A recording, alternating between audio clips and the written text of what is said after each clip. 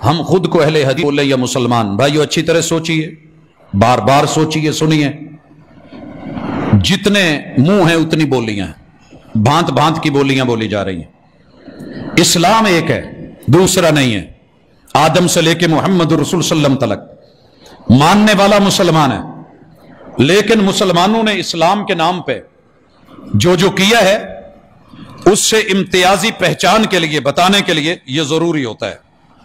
اور اس حوالے سے میں گزارش کروں گا کہ میں لکیر کا فقیر نہیں ہوں اور میں ناموں کی جنگ نہیں لڑا کرتا، لیکن پھر بھی کہہ دوں، کلمہ پڑھنے والے مسلمان تھے، محمد رسول صلی اللہ علیہ وسلم کا کلمہ پڑھا۔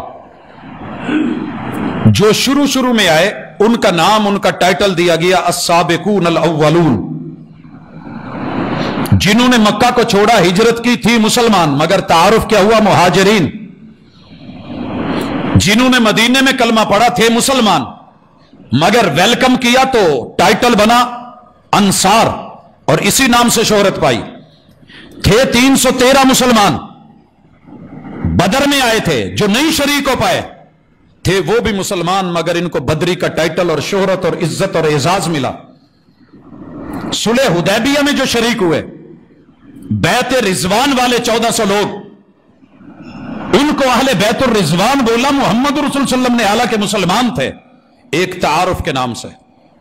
جنہوں نے قرآن پڑھا سارے ہی تھے، مگر وہ جو شہید ہوئے، شہید پہلے بھی ہوئے تھے، مگر وہ 70 قرہ جن کے لیے میرے محبوب نے مہینہ بھر قنوت نازلہ فرمائی، ہر فرض نماز کی آخری رکعت میں، تو یہ ایک ٹائٹل ہے، ایک پہچان ہے، محمد رسول صلی اللہ علیہ وسلم نے خود کروائی۔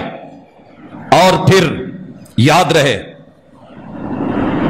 اس حوالے سے جناب حمزہ مسلمان ہیں، مگر سید الشہداء ہیں، ٹائٹل محمد رسول اللہ صلی اللہ علیہ وسلم نے دیا ہے۔ جنہوں نے دار ارقم میں بیٹھ کے پڑھا، رسول اللہ علیہ وسلم کے ساتھ بیٹھے، ان کی ایک شناخت بنی، پہچان بنی۔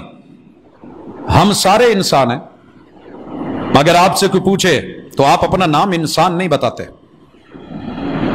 انسان نہیں بتاتے، ہم سارے اللہ کے بندے ہیں۔ یا ایھا الناس اعبدوا، انسانوں اللہ کے بندے بنو، مگر ہم اپنا نام عبداللہ نہیں بتاتے۔ جو پہچان کے لیے نام کی انفرادیت ہے وہ کہتے ہیں۔ تو مسلمانوں نے جب تلک رسول اللہ صلی اللہ علیہ وسلم کی سنت پر چلتے رہے، لیتے رہے، اپناتے رہے، وہی کے اوپر رہے، بسم اللہ، مسلمان ہی کہلائے۔ اپنے چھوٹے موٹے ان کے تخلص تھے، لیکن جب سبائی آئے، آل سبا آئی، اسی طرح خارجی آئے، مد مقابل میں دیگر گروہ آئے جو حق سے، حق کے نام پہ ہٹ گئے تھے، حق سے معتزلہ آئے، تو امت مسلمہ نے ان کے مد مقابل اپنا نام اہل السنہ والجماعہ رکھا۔ روافض کے مقابلے میں، تشیع کے مقابلے میں، اور جہمیت کے مقابلے میں، اعتزال کے مقابلے میں، سبائیت کے مقابلے میں، یہ خارجیت کے مقابلے میں اہل السنہ کہلائے۔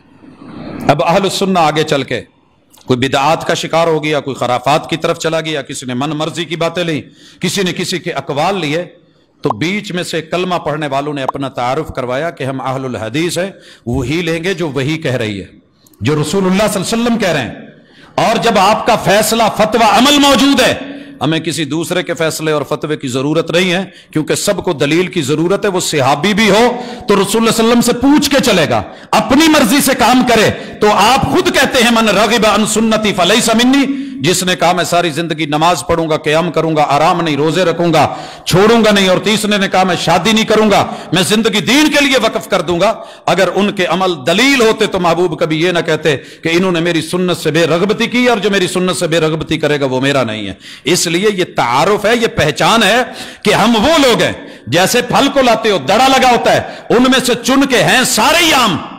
کوئی اٹھ کے لڑے، مینوں کہے جی اینوں تسی اے سیب نو کالا کلو کیوں کہندے جے، اینوں گاچا کیوں کہندے جے، اینوں گولڈن کیوں کہندے جے، اینوں او آم کو آپ جو ہے چونسا کیوں کہتے ہیں، اس کو انور لٹور کیوں کہتے ہیں، اس کو آپ مالدہ کیوں بولتے ہیں، اس کو آپ دسہری کیوں بولتے ہیں؟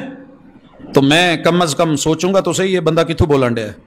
تو میرے بھائی مسلمان ہیں ہم سب، لیکن پہچان ہے کہ ہم ضعیف کو، جھوٹی کو، 2 نمبر بات کو، من گھڑت کو، بناوٹی اقوال کو، لوگوں کے افعال اور آراء کو محمد الرسول صلی اللہ علیہ وسلم کی حدیث پہ ترجیح نہیں دیتے۔